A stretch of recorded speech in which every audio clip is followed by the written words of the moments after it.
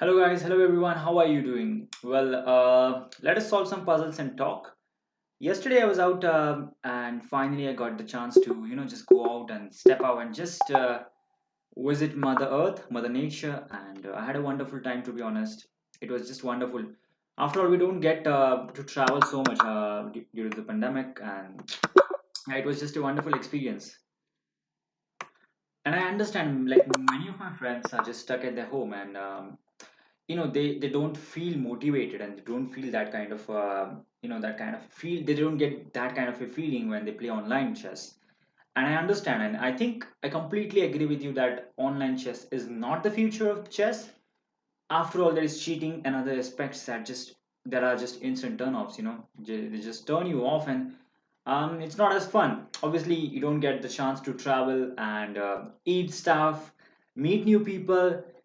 I mean, one of the best things about chess is you make so many friends because whenever I play an opponent, he just becomes my friend. I just go ahead, talk with him, and that's just a wonderful experience. So I think, yep, online chess can never be an alternative for real chess, over the board chess.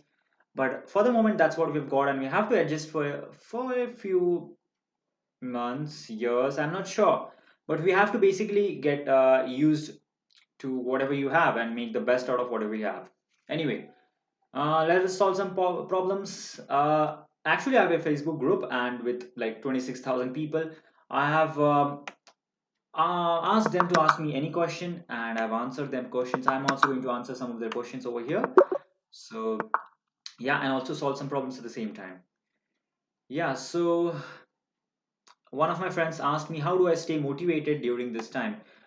To be honest, during the first few months of not the first few months, the first month when lockdown was announced, it was a miserable month for me. I had the worst month in terms of physical fitness, in terms of psychological wellness.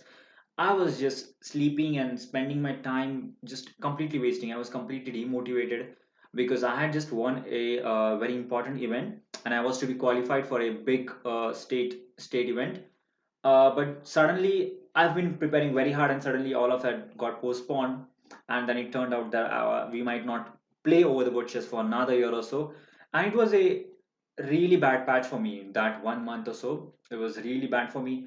I was just lying down. I was just watching some movies, web series, and I was destroying myself. Self destruction. But at the time at the end of the day, I decided, okay, that's not how it's going to end, right? I saw many other people who are, yes, they're facing the same kind of issues, but they are still making some best out of it. So best out of the situation, they're still training and actually getting stronger. Especially my comrades, my Indian comrades, they are just getting stronger and stronger. I saw them, and then I started training. And one of the important things that you can do is set small goals, just tiny goals. Let's say you're solving 10 puzzles a day, challenge yourself to solve 20 puzzles a day. If you have a friend, challenge him, just play some puzzle rush, puzzle battle, play some games, and try to challenge stronger people. Like, I have so many international masters in my contact, and I generally challenge them. And that is the way, because I don't like losing, that's the way I force myself to just train, to sit at the board and train. And yeah, it's somehow going on. So it's just like you've set small goals and that's all. So here you have to give a discovered check. It's more going to be talking and less puzzle. I mean, we are going to solve puzzles, but I'm not going to explain you in that much of depth. After all, they're quite easy, these ones, at least the first few ones. Yeah, so that has been the state in the initial months. It's just bad for me, just as everyone. So whoever feels like they are having bad time in this time and not feeling motivated, I completely understand you. I mean, I completely understand your situation. I have been there. It was worse. It was just the worst feeling of my life. But you just, get used to it and you just move ahead. Yeah, you just have to keep moving. After all, how many months can you give yourself excuses that pandemic is the reason, or the COVID is the reason of your not doing something? After all, you get tired of yourself and you say, okay, this is all. I mean, you can't give more excuses. You have to get up, you have to fight. We are fighters, we fight. That's what we do. And we have to keep practicing. Doesn't matter when the lockdown ends, doesn't matter when the pandemic ends. It might take A few months, it might take 6 months, it might take a year, doesn't really matter. You fight and you keep fighting. That's what we are, that's what we do. So yeah, how do we solve this one? I think bishop before knight e4 is very simple. So let's go. Yeah, and knight e4 is just a pin, right? And we take the queen. Yeah, simple enough. Also taking the knight was an option, but no, then he has c3, I guess. Yeah. Uh, Queen takes on e3, that's a check. I think first we need to block it, right? Because rook f2, there is queen e1. So I think first we'll, no, no, not block it, but just move the king. And then knight g6 and knight f7 is a threat. So let's see how he deals with that. And he takes the knight. Oh, we can capture it back. There is absolutely no issue with that. Yeah. So yes, people have been asking me so many questions. I have so many friends on Facebook. We have a group, as I said. It's known as Chess and Block Group. 26,000 plus chess players in there. It's a very strong community. We have very strong IMGMs and authors as well, who are very very good at what they do. So yeah, it's been at least it's been it's I've been holding myself somehow. Yeah, so what is this? If we take the knight, he's gonna capture back with the bishop, and what next? Knight c, no, knight, not knight. Let's see this. This looks interesting. No, takes. Okay, I have got an interesting idea. You know what? The when I saw this position, I was calculating rook f7. Obviously, not a good move, but not a good move in this position. Obviously, because the bishop captures. Now, when you see idea, you just don't give it up. You know, it just don't just because it's not working doesn't mean you just have to instantly reject it. Let us try to make it work. What happens if the bishop on h6 moves away? Then rook g7 is a very valid and strong move, and the way to do it is bishop takes d2. That's how I came to this conclusion. Obviously this happens more or less subconsciously, but that's the thought process when I solve these puzzles. Okay, he has done that. Okay, and you can see the rook over there is not supported, so one of the things we can do, oh wait a minute, yeah, I think there is a mate in two here, right, with rook c5 and a rook a5, and that's a mate. Yeah, so let's do it. Okay, it's first few puzzles are rather simple, so I think that's okay. Yeah, that's a free piece. Let me look at that. If I take this, he's gonna capture back with the rook. Uh-huh. Okay, he's gonna capture back with the rook, but then in that case, what about bishop d4 or bishop d4 directly? But bishop d4 then no no no no no takes and then bishop d4. No, takes. Okay, rook takes e1 is basically a check. Now, if he takes with a queen, then we can capture his bishop. So he's basically going to capture with a rook. In that case, we have two options. We can play bishop d4 or bishop takes b5. Bishop takes. I mean, queen takes b5 looks very sensible in that case. I like that, and then threatening queen to d bishop to d4. So yes, I'll go for that. Rook takes e1. And now bishop to d4 is one of the options. You know, here just pinning and winning. But I think why do that? I mean, let's keep that option in reserve and save our queen. After all, bishop into d4, we are going to lose our bishop as well in that case. So let's take a bishop and threaten that. Anyway, knight takes c7. I mean, that's generally the speed I talk at, which I used to talk. But I think it's you guys are super geniuses. I've seen some of my subscribers. They solve puzzles even quicker than me. Bishop to d6 is obvious move here. It's a double attack and knight takes d5. Knight takes d5. Now we have an option. We can capture the queen as well. In that case, he captures here. We take back, or we can simply take the knight. In that case, we are a full knight up, and that's what we do. You know, simple chess. Now we take the rook, and that should be a mate. It is a mate, of course. Okay, we are black. He's thrown in a check. We have few options. King to e7 runs into f6. Then we move and he gives a check. Okay, he promotes with that. Now, uh, we are also threatening to promote, obviously, right? So if we move our king to f7, then maybe there is rook c8. So in that case, I would very much like to play king to d7. Basically, if he promotes, we're going to take that, and after he rook takes, then we basically promote. So the idea is the whole point is to cover the c8 square, control the c8 square. So he cannot stop our passed pawn. So let's go king to d7. Looks right. And now take this. Pardon me. Rook takes queen, and after he captures, now we promote. It's very simple logical chess till this point. 21 puzzles solved. Yeah, that's quite a decent amount. Queen takes pawn. Okay, I have a very simple move which I'm thinking about. That is queen to c2. Obviously, a double attack. And he doesn't have a sensible move. He can only save one of it. And that's why queen to c2 looks logical. And now we take it. Which are the best books for beginners is one of the questions which I was asked. I think undoubtedly one of the best book is Bob Fisher Teaches Chess. I think Fisher has explained it uh, better than most of us can hope. Yeah, I mean better than most of us can expect. It's really, really great content by Fisher. King G7, Bishop D4, and E5 is the solution here. Not too tricky. So yeah, Bob Fisher Teaches Chess is one of the books. I obviously learned by because one of my brothers, they were playing in the summer holiday. I used to paint, and there was no drawing book and no colors with me left, and chess was the only option. I played a few games like carom and other things, but I mastered it rather easily. I mean, I defeated my cousins very easily, and it wasn't really fun for me once I started to beat them. But chess was a game where I was beaten very often, at least for the first few games, and I find it challenging, honestly. And that's what increased the fun for me. Knight takes c5 followed by queen takes c3. Why not? And also we can protect the knight, right? Looks like the move. Yeah. And now we take it, right? Is there a better move? I think we take it. Yeah. Queen c4. Yep. Easy peasy.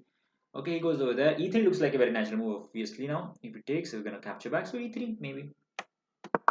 I mean, that's the first move that comes to my mind. And now, pawn takes or something else.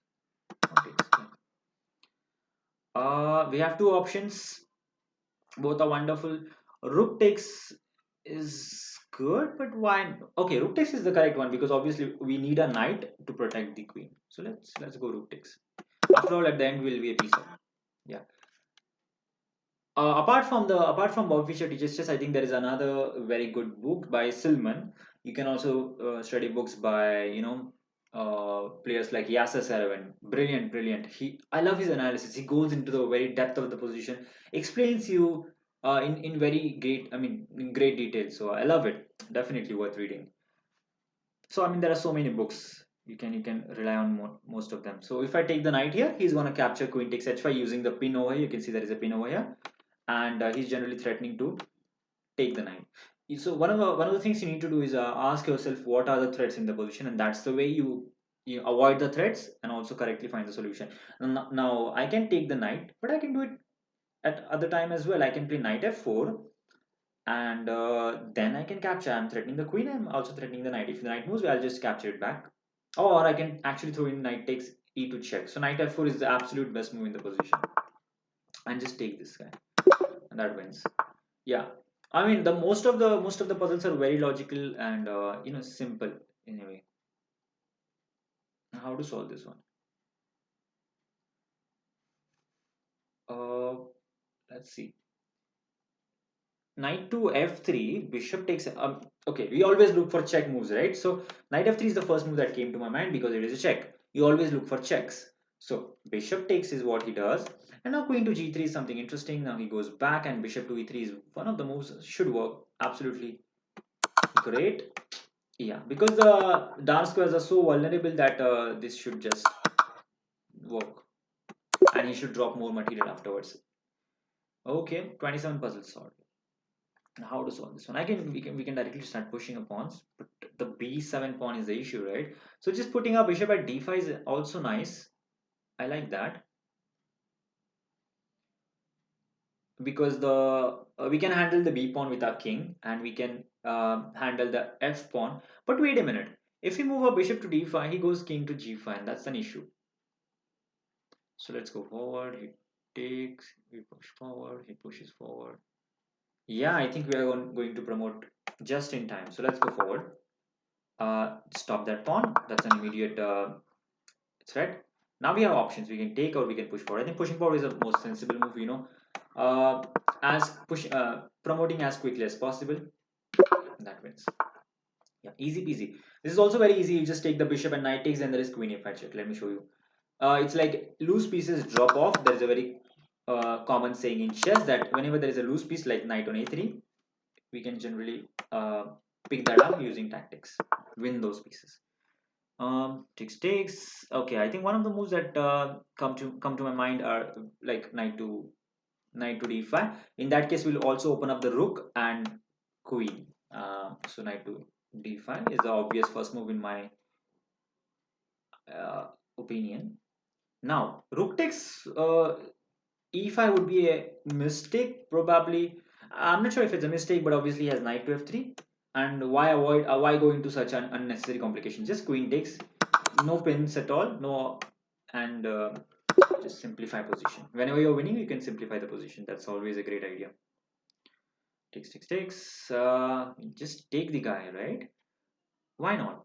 Just queen takes e1, knight takes e1. Oh, but he has a passed pawn, obviously. I missed it. So in that case, what can we do? Okay, such a cool idea. Wow, this is beautiful, guys. Queen takes e1, rook h5, and that's it. Because the knight is like, it's an Arabian mate. Let me show you. It's beautiful. It's so gorgeous. Sometimes I love these puzzles because they're so gorgeous, so pretty. Look at this. A beautiful mate. Yeah, an unstoppable mate. So what do we capture back with? Knight takes looks nice. Pawn takes is also fine, of course. No issues. I think we can just take the knight, and after he captures back with the pawn, the knight takes e3. And in that case, oh, but the problem is g7. Yeah, that's a big issue. So, do we take? Do we not? Obviously, it's a check. We have to react here. Takes and takes. And after he, but g7 is something that worries me. Yeah, I'm not sure if it's really worth worrying about. So simple, guys. So stupid of me. It's a simple calculation. Just g into f6, e into f6, and knight to f4, and pick up the pawn, and that's it. Sometimes I make silly mistake in my calculations, and all you have to do basically to correct that is calculate slowly. Calculating slowly helps a lot in such cases. Queen takes g3 is the obvious move. If he takes with a pawn, then knight takes on e3, and that's a 4. We can also start with knight takes on e3. In that case, he will capture back with the pawn, and then queen takes. Uh, I'm not sure. Let's see, because the thing is, queen takes g3. There's also bishop takes d5. Yeah, that is something that I have to be careful about. But just a check, and yeah, queen takes h3 check. Bishop g2 is not playable. He has to move his king, and then we take the piece. What about knight takes e3? Knight takes e3. Maybe there's also the move. No, knight takes e3. F takes e3. Queen takes g3. Bishop takes. That is unnecessary complication. Again, we'll play simple chess. So just queen takes g3 followed by queen h3. If he takes, okay, he doesn't take. So knight takes e3. Knight takes e3 followed by knight takes e2. Knight e3. Knight c2. Okay, what is this? We can take and hmm. What is this?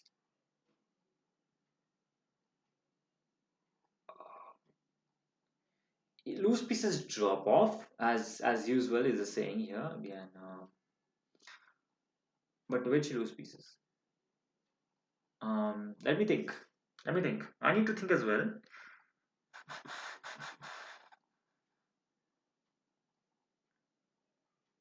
He just played f6. F6 has some obvious weaknesses. The bishop on h5 is not supported. The knight is less supported.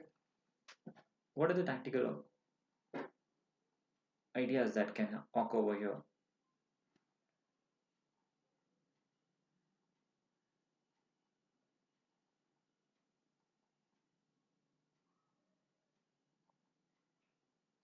Knight takes e5. Does that even make sense? Knight takes e5. Yeah, okay. Knight takes e5. F takes and knight takes is not. Let's not consider that because that is queen takes h5. So yeah, knight takes e5. Bishop takes on d1, and now what is the move? Knight takes c6. That's a check by the rook. King probably to d7, probably to f7, probably to, I think probably to d7. In that case, no. On d7 it's problematic because there is also bishop into d5 afterwards. So king f7 and knight takes d8, rook takes d8. That's the solution. Okay, knight takes on e5. It basically works because we are basically the whole point is that we have to open up the e file, and a queen sacrifice is fine in that case. Yeah, that's what. Okay, that's what he does, but that's bad because at the end we'll also pick up the knight on d5. Yeah, it's home to play. It's white to play. White to play. Is trapping the queen an option because the queen looks somewhat awkwardly placed? Yes, but how? The question is, how do we do it? if if it's an option. Let's look for loose pieces,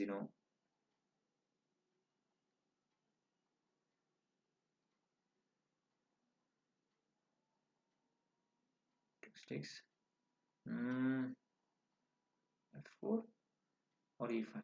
e5 is interesting. F4 is interesting. No. Oh, it's a nice position.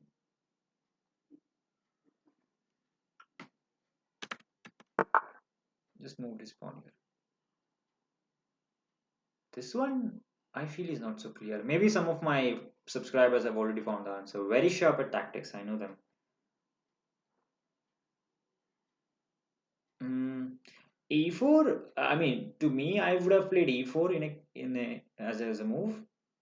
There could be another other moves as well. Bishop h3 is something that I like, but what's the whole point of bishop? I mean, the whole point is if after queen takes, then there's rook h2. That is the only case where it can be useful. But then even then there is queen takes f3. So nope, not unnecessarily sacrificing something. Uh, yeah, what am I missing? Just queen b5 maybe. The point is simply attacking the pawn on b7, which I myself don't think is adequate in that case. So what I'm thinking of is just e4 or f4 in some cases. f4 it takes and oh, but oh, f4 could be interesting. Let me try f4. Probably it's wrong, and if it's wrong, I won't regret. But yeah, it's wrong. Because that was the only thing I could saw clear. I could see clearly. Anyway, what about this? This looks easy. Black to play. Hmm. Rook takes f2 is a good move, and if queen check, we just bring the rook back, which is quite obvious. Takes check. Goes here. There's a check. Okay. Rook takes f2 looks to be as the most logical move, to be honest. So rook takes f2 is what I'll play. Yes, it's correct. And now just bringing the rook back because that was a check with the bishop. That was a discovered check. And now picking up the queen. Hooray! Hip hip hooray! Yeah. What about this one? A check goes here. Hmm. Maybe this. Oh, so easy, so sweet. Look at this. Queen a4 check, king b7, and now in this point, you're gonna play queen takes b5, queen takes b5, and knight d6. It is a beautiful fork. I love this puzzle. So wonderful. Look at this. Ah, well, wait a minute. Why was that wrong? Was there a better move? Oh, of course, 95, 95, 95. It was an instant fork. Actually, I was looking to capture and then give a fork, but there was already a direct fork after 95. Wow. I missed it. I missed it. I missed it. This looks simple. Just bishop takes e6. And don't be wrong this time. Wonderful. I mean, three wrongs. I mean, in a row, I nearly got it in a row. Let me check why these were wrongs. Starting with this one, which I just realized. Uh, I think I did it too fast, unnecessarily. I've been unable to break my record. My record is like 50, solving 50 puzzles. Yeah, look at this. Just a check, and like already you have this move here of knight to a5. And what I was calculating here, why is it not showing the arrow? Okay, I don't know. I was already calculating just queen takes knight, and after queen takes there was knight d6. That's what I was calculating. But I think completely unnecessary. Of course, you can just go knight a5 directly. Yeah. Oh, that was um unnecessary miss. Anyway, I had a wonderful time. Yeah, if you already follow me on like Facebook, we already have a group. You can just check it out. It's wonderful content. We are a community. We help each other. We specifically beginners. There are so many people who are interested to learn chess, and we always help them. So you can always join the group. It has everything. It has memes, it has pictures, it has great players. You can, whatever problems you have, according to whatever chess related problems you have, you can just ask them. And there are masters, authors, composers who are ready to gracefully help you. They're always there to help you. They are very, very, very strong. They're like a support system. It's a beautiful support system. So yeah, thank you for watching and hope you've enjoyed this this playing session, practice session. Thank you for watching and do subscribe to my YouTube channel. Bye.